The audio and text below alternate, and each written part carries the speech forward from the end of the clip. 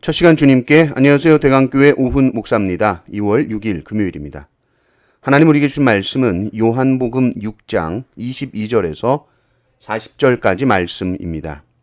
이튿날 바다 건너편에 서 있던 무리가 배 한 척 외에 다른 배가 거기 없는 것과 또 어제 예수께서 제자들과 함께 그 배에 오르지 아니하시고 제자들만 가는 것을 보았더니 그러나 디베랴에서 배들이 주께서 축사하신 후 여럿이 떡 먹던 그곳에 가까이 왔더라.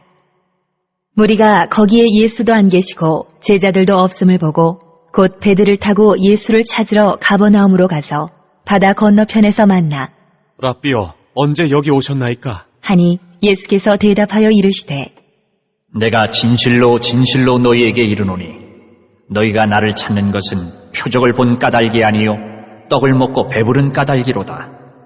썩을 양식을 위하여 일하지 말고 영생하도록 있는 양식을 위하여 하라. 이 양식은 인자가 너희에게 주리니 인자는 아버지 하나님께서 인치신 자니라.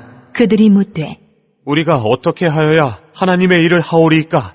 예수께서 대답하여 이르시되 하나님께서 보내신 이를 믿는 것이 하나님의 일이니라. 하시니 그들이 묻되 그러면 우리가 보고 당신을 믿도록 행하시는 표적이 무엇이니이까? 하시는 일이 무엇이니이까? 기록된 바 하늘에서 그들에게 떡을 주어 먹게 하였다 함과 같이 우리 조상들은 광야에서 만나를 먹었나이다. 예수께서 이르시되 내가 진실로 진실로 너희에게 이르노니 모세가 너희에게 하늘로부터 떡을 준 것이 아니라 내 아버지께서 너희에게 하늘로부터 참떡을 주시나니 하나님의 떡은 하늘에서 내려 세상에 생명을 주는 것이니라. 그들이 이르되 주여, 이 떡을 항상 우리에게 주소서.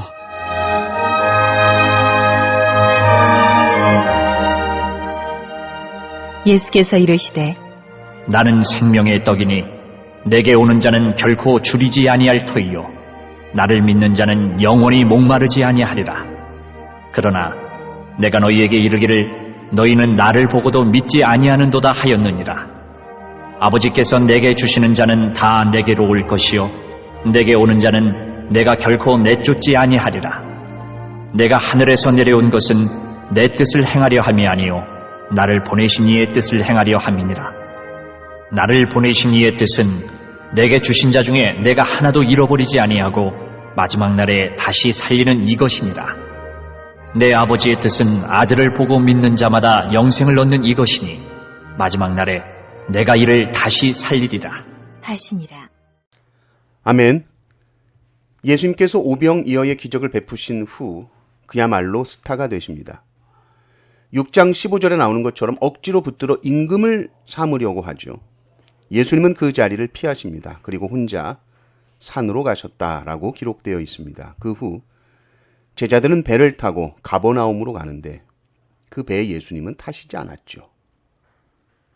예수님은 배 타고 가시지 않으셨구나. 이쪽에 계시는구나. 군중들은 그 예수님을 계속 주시하고 있습니다. 밤새 현장을 떠나지 않고 감시하는 것 같아요. 분명히 배를 타고 가시지 않았기 때문에 이 근처에 계실 것이다. 아침이 밝으면 또 따라갈 거야. 그런데 아침에 보니 예수님이 안 계십니다. 우리는 알죠. 예수님은 무리를 걸어서 가셨습니다. 근데 이들은 그냥 안 계신가 보다 이러고 끝내지 않죠. 바로 배를 잡아타고 바다 건너 가버나움까지 주님을 추격합니다. 얼마나 열심입니까? 그리고 결국 예수님을 찾아내고야 말지요. 22절부터 25절까지 보면 정말 최선을 다해 예수님을 찾아 헤맨 군중들의 모습을 우리가 볼 수 있습니다. 그리고 찾습니다. 그리고 묻습니다. 라삐여, 언제 여기 오셨나이까? 안부를 묻는 게 아니죠. 우리가 밤새도록 찾아 헤맨 어떻게 도망치셨습니까? 예수님 놓칠까봐 정말 피말랐습니다. 이런 얘기예요. 집착이죠.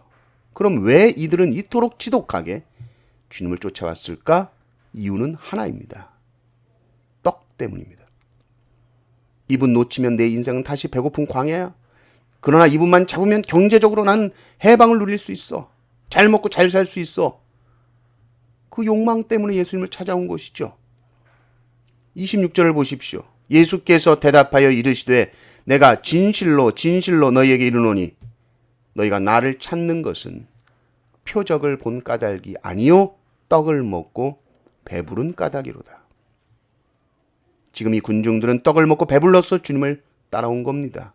예수님 따라가니까 자다가도 떡이 나오네, 이런 마음이죠. 이들에게 주님이 말씀하십니다. 썩을 양식을 위하여 일하지 말고 영생하도록 있는 양식을 위해서 일해라. 그러니까 이들은 또 무슨 일을 할까요? 우리가 무슨 일을 할까요? 물어봐요. 이 질문은 우리가 무슨 공로를 쌓아야, 우리가 뭘 더 열심히 해야 주님이 지금처럼 계속 떡을 내놓겠습니까?